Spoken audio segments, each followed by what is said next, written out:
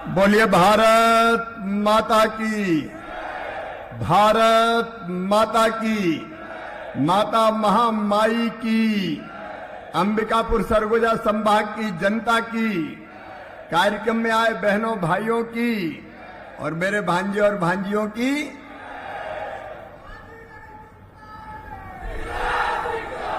अरे अब तो मामा हूं मामा। मंच पर विराजमान छत्तीसगढ़ के कर्मठ, यशस्वी, सहज, सरल, विकासशील और अभी सुशासन त्योहार चल रहा है।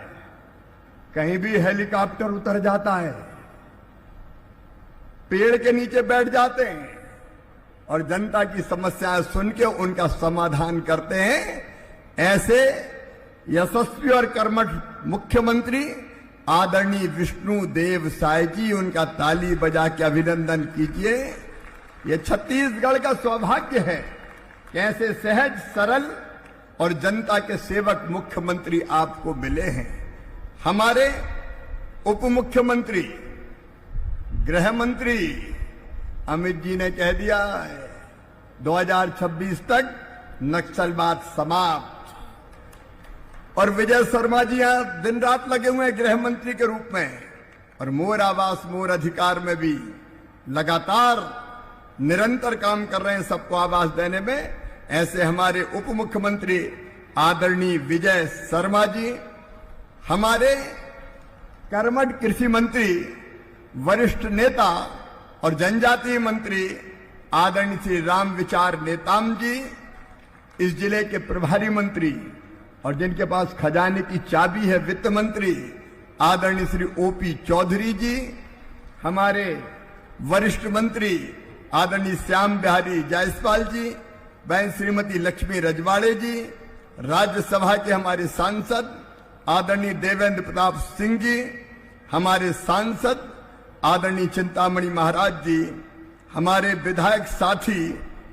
मैं चूंकि समय की सीमा है इसलिए मंचासीन हमारे सभी वरिष्ठ विधायक साथीगण, यहाँ राजेश भी है जिनने यहाँ के नेता की अकड़ निकाल दी।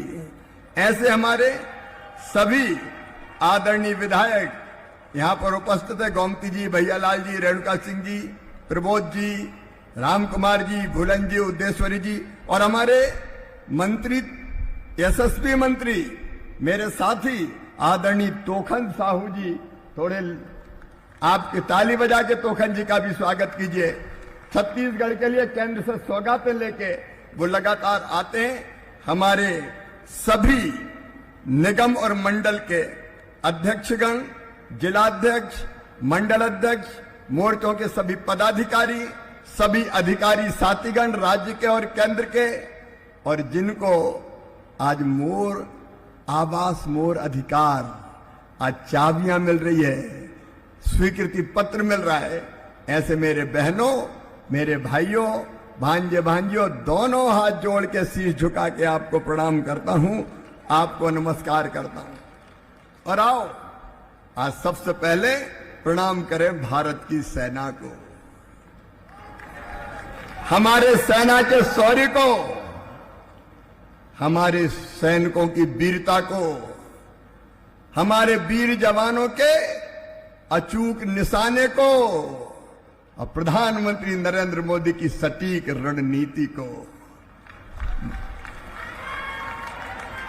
छत्तीसगढ़ के बहनों और भाइयों, जिन्होंने हमारी बेटियों की मांग का सिंदूर उजाड़ा, उन आतंकवादियों के अड्डे को समूल नष्ट करके भारत ने दुनिया को दिखा दिया कि हम किसी को छेड़ेंगे नहीं, लेकिन अगर किसी ने हमें छेड़ा तो उसे हम छोड़ेंगे नहीं।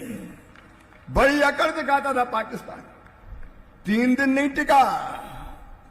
हमारी सेना के जवानों ने, प्रधानमंत्री जी ने कह दिया खुली छूट है, सेना को खुली छूट कार्रवाई करने की। और पाकिस्तान का कोई इलाका नहीं था जो हमारे आक्रमण की जद में ना हो। 100 से ज्यादा आतंकवादी मारे गए। उनके आतंक अड्डे मलबे के ढेर में बदल गए। और आज भी प्रधानमंत्री जी ने कह दिया है, अभी रोका नहीं है, स्थगित किया, स्थगित। पाकिस्तान अगर गोली चलाएगा तो हम गोला दागेंगे। अगर पाकिस्तान ने हरकत की तो दुनिया के नक्शे पे नाम नहीं बचेगा। ये भारत का शौर्य है। भारत संप्रभु राष्ट्र है, भारत संप्रभु राष्ट्र है और अपने फैसले हम खुद करते हैं। 3 दिन में पाकिस्तान की सीमा घुटनों पे आ गई और दुनिया भर के हाथ जोड़े कि बचा लो, बचा लो, बचा लो। और इसलिए अभी युद्ध विराम, लेकिन भारत अपने फैसले खुद करता है। मैं एक बार फिर ऐसे प्रधानमंत्री को प्रणाम करता हूं जिन्होंने भारत के मान सम्मान को पूरी दुनिया में बढ़ाने का काम किया है, और सेना के शौर्य को प्रणाम करता हूं। लेकिन छत्तीसगढ़ वालों, मुख्यमंत्री जी, उप मुख्यमंत्री जी कह रहे थे आज का दिन ऐतिहासिक दिन है। एक पाप किया था भूपेश बघेल की सरकार ने, आपके मकान छीन लिए।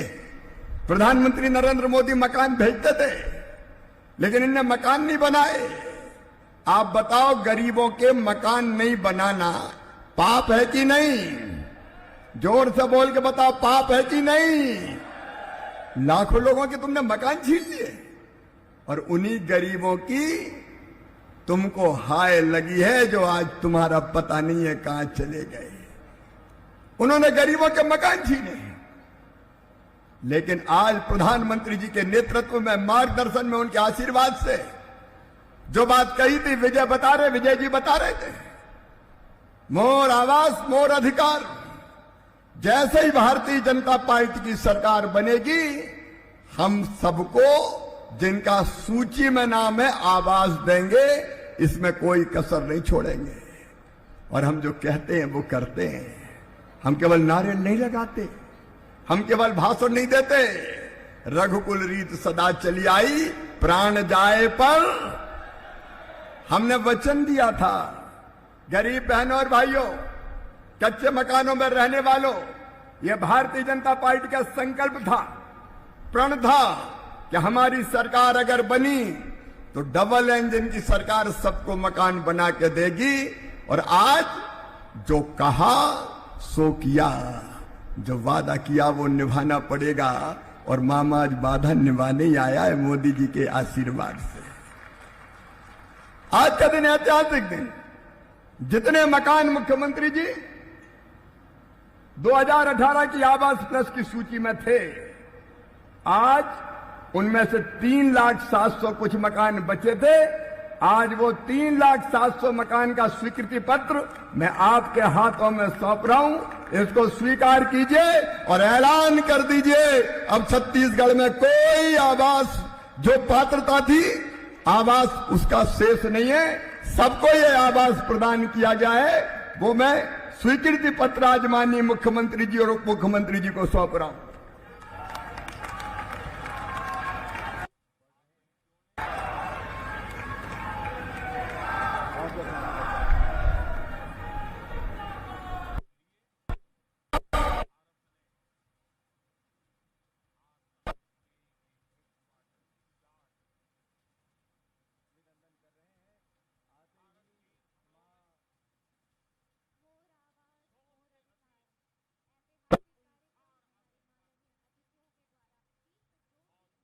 की पूजा है, पांव धो धो के हम आवाज दे रहे हैं।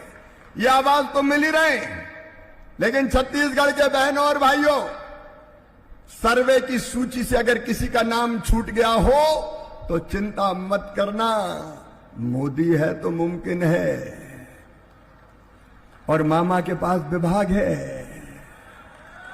फिर चिंता काहे की?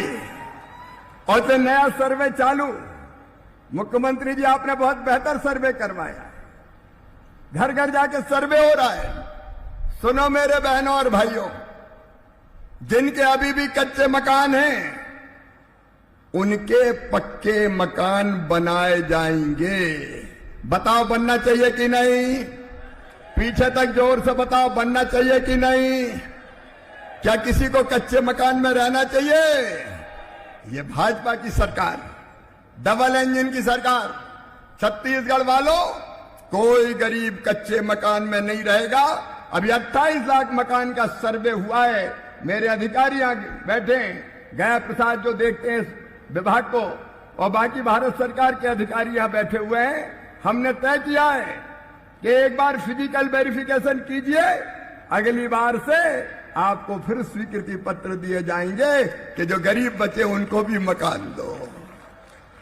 ये भारतीय जनता पार्टी की सरकार, एनडीए की सरकार, भारत की सरकार, प्रधानमंत्री नरेंद्र मोदी की सरकार। और प्रधानमंत्री नरेंद्र मोदी जी का सोच भारत के लिए भगवान का वरदान है। सबको पक्के मकान तरसा दिया कांग्रेस ने, इतने वर्षों तक नहीं दिए, और उसमें भी मापदंड बदल दिए। अभी मुख्यमंत्री जी कह रहे हैं तो मैं फिर कहना चाहता हूं, पहले कई शर्तें लगी थी कि जिनके पास स्कूटर मोटरसाइकिल होगी उनको मकान के पैसे नहीं देंगे। अब टू व्हीलर पे तो सभी चलते हैं, बिना स्कूटर मोटरसाइकिल को कोई चलता है क्या? इसलिए सुनो मेरे बहनों और भाइयों, अगर स्कूटर मोटरसाइकिल होगी तो भी पक्के मकान के पैसे दिए जाएंगे। सर्वे करके सूची में नाम जोड़ा जाएगा। बताओ मिलना चाहिए कि नहीं मिलना चाहिए? बोलो मिलना चाहिए कि नहीं? और दूसरी तरफ एक और नियम बना था, मेरी बहनें बैठी है, दीदियां, एक नियम बना था कि 10,000 रुपया से ज्यादा आमदनी हो जाए तो मकान नहीं देंगे। अब बनाना है लखपति दीदी, और लखपति दीदी बनेगी तो 10,000 रुपया महीना से ज्यादा तो कमा नहीं पड़ेगा, तो क्या उनको मकान से वंचित कर दें? नहीं। प्रधानमंत्री जी ने कह दिया, हमने तय कर लिया कि जिनकी 15,000 रुपया महीना तक भी आमदनी होगी उनको भी पक्के मकान दिए जाएंगे। मोर आवास मोर अधिकार। और तीसरी बात और, किसान हमारा दिनों रात मेहनत करता है, खून पसीना एक करता है, और इसलिए तय किया है 2.5 एकड़ तक जिनकी सिंचित जमीन है उनको भी मकान दिए जाएंगे, और 5 एकड़ तक जिनकी असिंचित जमीन है उनको भी मकान दिए जाएंगे। आप बताओ देना चाहिए कि नहीं? जोर से बोलो, देना चाहिए कि नहीं? तो बोलो भारत माता की। ये आपकी सरकार है, गरीबों की, किसानों की, ग्रामीणों की। मेरे बहनों और भाइयों, मोदी जी के नेतृत्व में एक नए भारत का उदय हो रहा है।